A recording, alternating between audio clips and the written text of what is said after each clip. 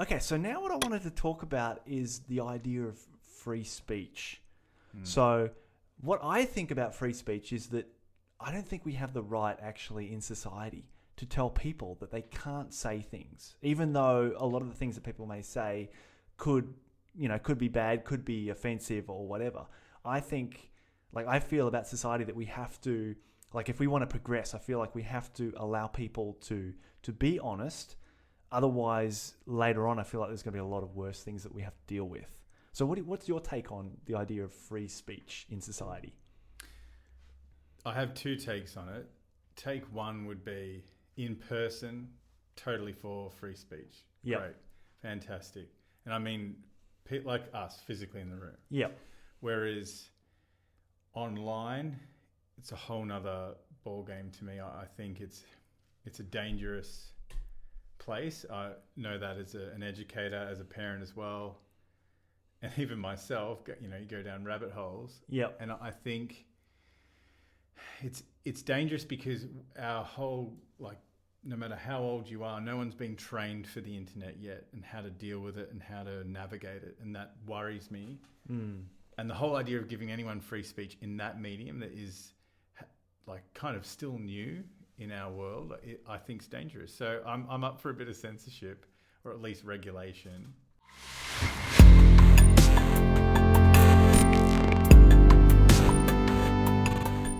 Yep. When it comes to free speech on the internet, that's where I stand. Yeah, because I feel like, like you can see in these pictures here, I wanted to highlight a few ideas. Like, so the top left corner, you can see it's like the idea of free speech. Old school. Yeah, old school, right? And then the top, you can see all these people outraged. So that seems to be something that happens a lot these days. People just get outraged by more and more like ridiculous things. So I kind of personally think that's a bit of a concern. And for me, that goes hand in hand with this idea of people being like, it's almost like it's their right to be like, you know what, I don't want to hear anything you have to say, because especially now with everything being so polarized, it's really quite difficult. Like people are being pushed out into those extreme left and right. Yeah. Okay. So people have that idea of saying like, that's a very nice opinion you have there. I don't even. Too bad it's wrong. It's interesting you mentioned left and right. I don't even think a lot of people know what left and right is anymore. Yeah. Like the idea of a left and right from the 1940s, 50s, of course, 60s to now. And that's the problem, because you could kind of choose whatever you want, left or right, if it suits you. Yeah. And that's scary as well. Just that people, like, freedom of speech, like, I'm a right wing person, saying this, and that. And it's like, if you ask them what is right wing, I think they would be surprised. Yep. What the actual answer is, and it doesn't really fit. But then, I'm worried. Even that, just on the internet, people say left or right, and they say things that it's like, well, have you actually thought about what it is and where does it come from? It worries me. I think so many people like go down those rabbit holes and believe what they see or hear without any kind of fact checking. Yeah, and I think the problem is that someone will believe in someone like, let's say somebody, like someone like Trump or whatever. The moment anyone mentions anything about Trump, that is completely polarized. Yeah, you're then a Trump supporter, or you're not. Exactly. So it's like you can't get there's no middle ground, black or white, pretty much with that. So there's no middle ground. So I think it can be really difficult, because then people are looking at, who are you aligned with? Who have you even spoken about? Okay, so I know that sounds very general, but it's like it feels like these days we can't have an opinion about anything, which I think is bad, because I like to have a discussion. Well, sometimes I have a discussion with two different people. I might say something to you, and then to someone else I might have a completely different conversation with them. And I validate both of your opinions, even though they may be completely different. But nowadays, especially on social media, you can't, because then they go, you said this, that means you're that sort of person. And then almost to the point, it's itself a censorship. Then people say nothing at all. They're too scared, because they have the fear of, if I say this, this could be the end of me. So therefore, if I just don't say anything about that matter, I'm safer. And that's sad, because, opinions can be good and can change things for the better. And Yeah, I think we should have discussions. Like, you learn a lot from people when you have discussions, even if it's with somebody that you don't agree with, and you kind of go, "Oh, okay." Well, you learn about by listening to other people's opinions, and you might change your own. There's nothing wrong with that, and I think there's a fear of that. You got to stick to your guns. Like, I'm thinking, should I mention him on the internet? Like, I'll give an example. My cousin, he said he'd never drink a drop of alcohol. Yep. And I've always wondered, how he'll see this, I don't know. But if he does, I want to ask the question, like, have you stuck to that in a stubborn way because you said it once, you would never change because he is a stubborn sort? Yep. Or do you actually believe it? And I think it's probably the first thing I said. I think it's like, well, he's that set in his ways. He's not willing to bend it, or too scared that everyone would just go on him because he said it for all those years. And I think the internet's a bit like that if you set yourself up as a product of a person, that, a personality, and you put yourself on the internet and then you decide to change, well, you're not allowed to. No, exactly. Because that's your product. That's who you are, or who you wanted to be. So it's, again, I keep using the word dangerous. I think it's a very dangerous world, the internet. Yeah, but I think it's really good to be able to change your opinion, because we're supposed to learn and discuss things and figure things out and go, okay, maybe that's not a bad idea. But with it being so polarized, it's really hard. And now I just want to talk a little bit more about this idea of being offended. Like, as we were talking about before, I think it's okay to be offended. And I actually see, if I get offended by something, I go, well, why am I offended by that? Yeah, it's usually, and try to think about myself. Yeah, exactly. On you. Like Eckhart Tolle talked about to Oprah. He went on Oprah's show, and he's obviously the guy who talks about being in the present moment. And he was saying, everything that you get offended by is because that's your shadow self that you're denying. And even Oprah was like, really? So I get upset because someone's being, mistreated. That's because of me. And he's like, yes, it's because of you. And it's hard for us to accept that. But this idea of our anger comes from our own fear. So can you think about that? Have you got like times in your life when you've got really upset about things? Does that relate to your own fear, do you think? Oh, yeah, I'm a panic merchant. Really? Yeah, I try and keep it all behind here so no one would ever know. Right. And I think fear has made me make some real stupid decisions. Like, I have a deathly, just terrible fear of flying. Really? And I have tried to sway my entire life and everyone around me so I won't have to get in an aircraft. And I've done it. I've faced it. Okay. And it wasn't fixed. It was still a terrible experience and awful. But I think it's amazing what fear can do to you. Right. And everyone will tell you, the chance of dying in a plane wreck, or this and that. And they'll go through all these things. And when you've got that kind of fear, the strength that it is, no logic or kind words will prevent you from thinking what it is. Right. Okay. So that's a fear. Maybe we might need to look at something else, because I'm thinking about the idea of, words. Words that are spoken are just ideas, right? Like think about racism. Okay, so people get very sensitive. Like, someone can say, "We're a bunch of drunk Aussies."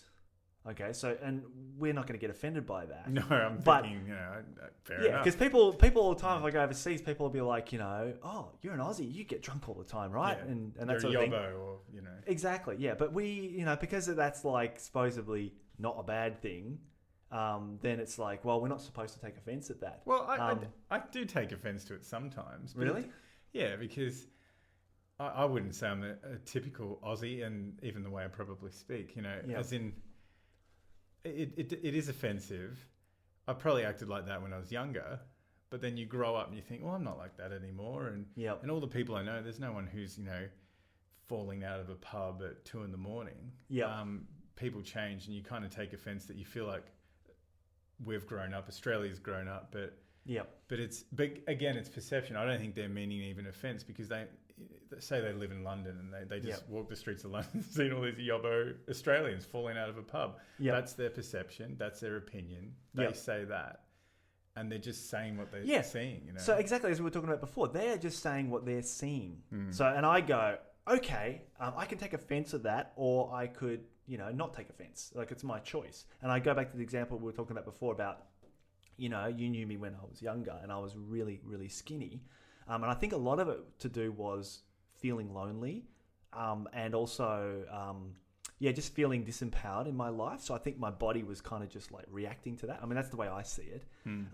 But, you know, people would just say things like, I had a friend of mine who'd just be like, man, you're super skinny, you know, with like some swear words or whatever. But like at the time, I used to get so upset about that.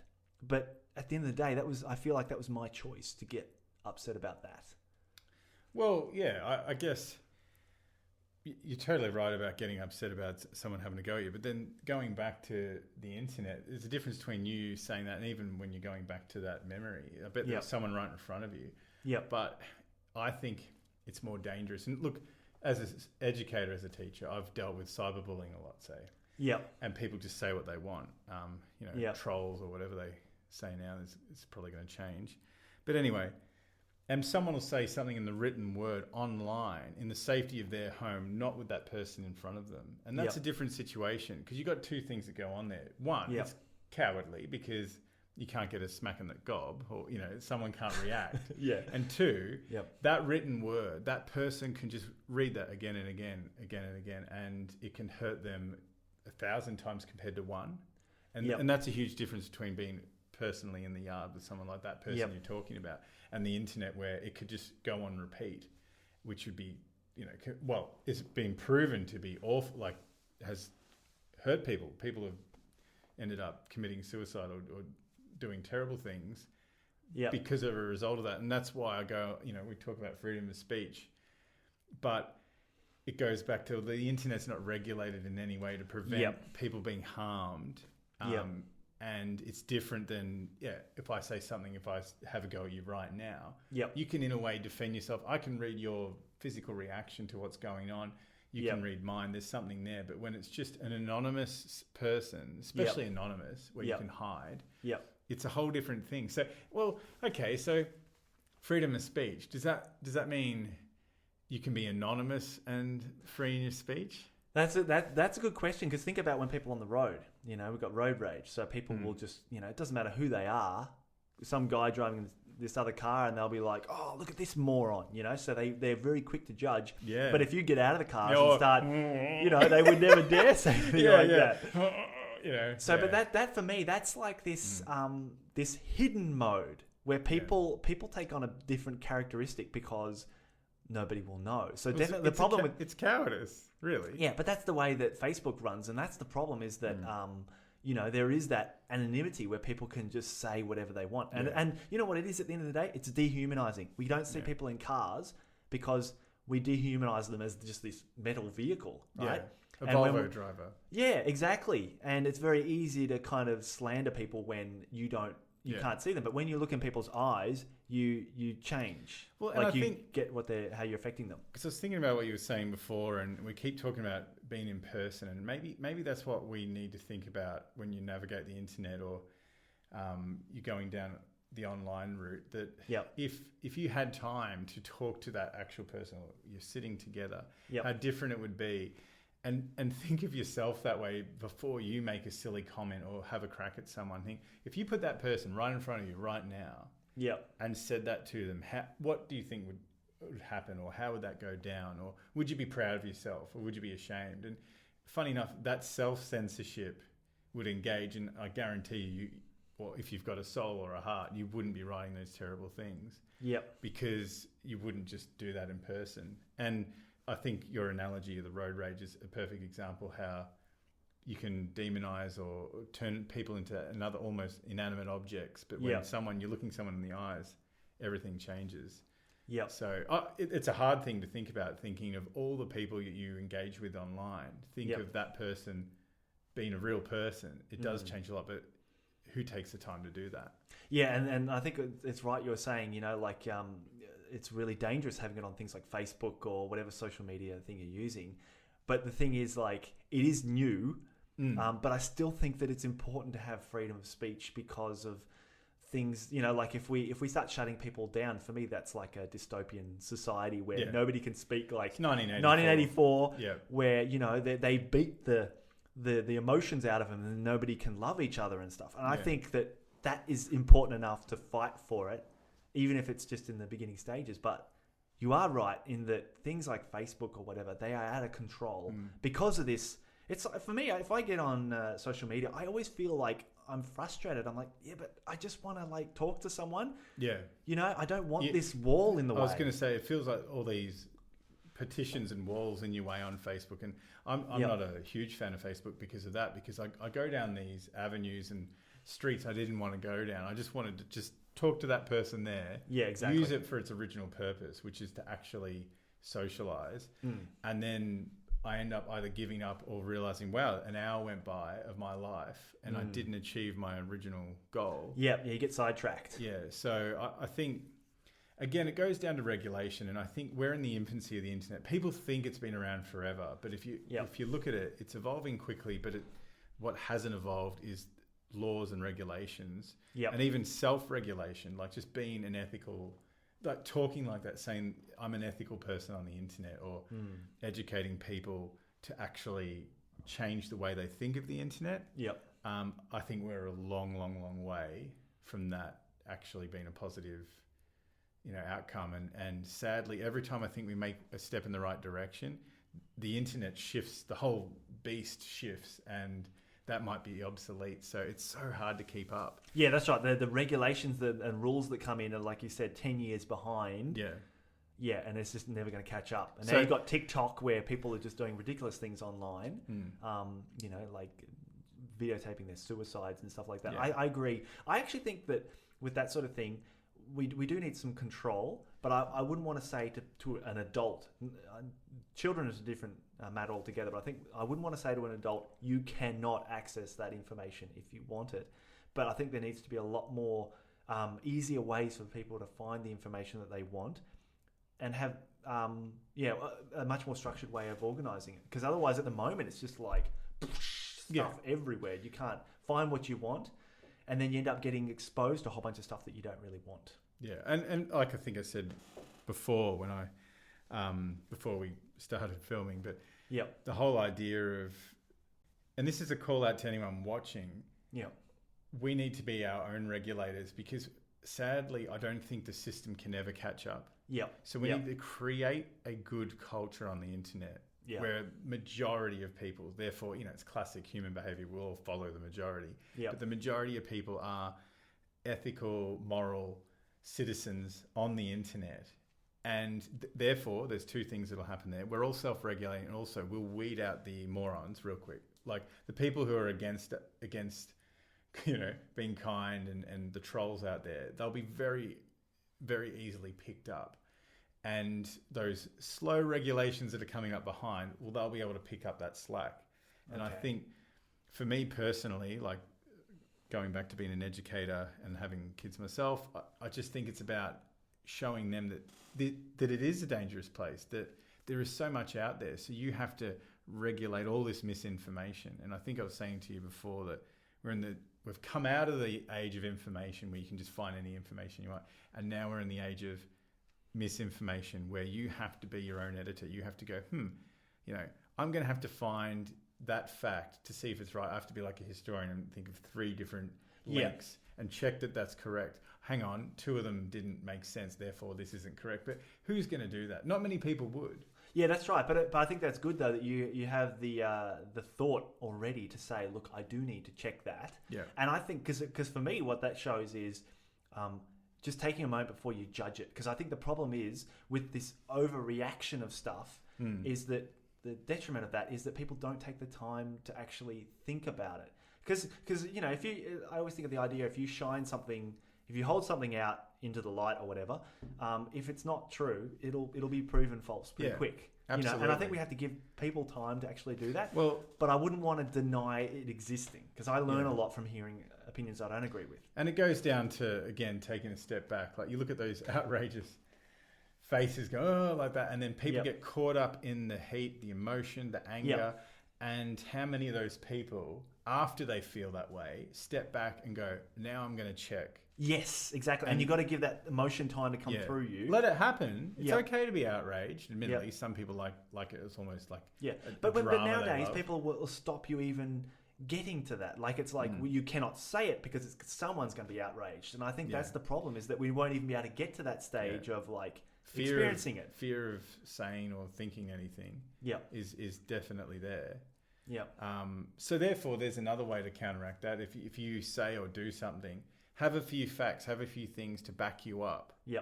Before you make something maybe, a pretty heated subject, so you are forcing people to find the same information you found to see that you're on the right track, rather than saying something outrageous or saying something pretty out there with no basis, and then hoping that those people go down the research track and find all those things for you. That's not going to happen, and therefore you're going to cop it. So for me, I think the crucial thing is to reserve judgment, because like I was reading this thing, I've known this for years, but the light spectrum, we're only able to actually see some ridiculously small amount, like less than 1% of what's actually out there. And, scientists talk about dark matter and all that sort of stuff. So literally, there's all this stuff going on around us that we cannot perceive. So when we hear something and we go, that's nonsense, without even kind of analysing it. It's lazy. Yeah, or leaving yourself open to say, well, maybe, I think we could learn a lot from that, and just reserve judgment rather than just saying, oh, that's nonsense because I've heard it from someone saying that. I have a sad conclusion here. Everything in life is complicated. I'm sorry it is. Yeah. And to wash over anything, well, you're doing yourself and everyone around you disservice. But look, we're all going to do it. Yeah. You've done it, I've done it. We just do the washover sometimes, but it'd be just nice to lean back in the other camp every so often and actually take some time. Yeah, and I think there's nothing wrong with saying, look, I'm not interested in whatever that topic is. I haven't got the time for it. That's totally fine. But what we're talking about here is condemning other people's opinions because they irritate us. And I think the main crucial thing is that we have to look at why it irritates us. Yeah. So you can just say, okay, I'll let that opinion be out there, but I'm not really fussed on getting involved. That's totally fine. But just to be like, how dare someone say this? This infuriates me. We have to kind of look and say, well, why am I getting infuriated? Maybe I can take a step back and not get aggravated by that so much. Yeah, and that's going to help everyone.